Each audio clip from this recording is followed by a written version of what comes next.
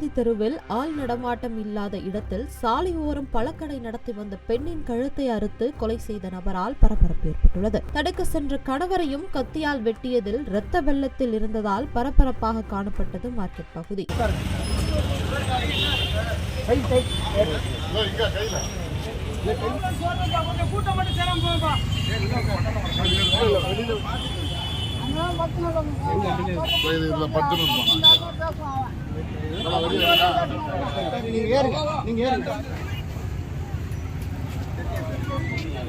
திருவொற்றியூர் போலீசார் விசாரணை செய்தது. முதற்கட்ட விசாரணையில் பழக்கடை நடத்தி வரும் கௌரிக்கும் பர்மா சேகருக்கும் 10 நாட்களுக்கு முன்பாக பழக்கடை அருகே பர்மா சேகர் சிறுநீர் கழித்ததாகவும் அதை தட்டி கேட்டு கௌரி பர்மாவை செருப்பால் அடித்ததாகவும் கூறப்படுகிறது. இதனால் 10 நாட்கள் கழித்து கௌரியிடம் மீண்டும் தகராறு செய்ததால் இந்த கொலை சம்பவம் அரங்கேறி இருக்கலாம் என போலீசார் தரப்பில் தெரிவிக்கின்றனர்.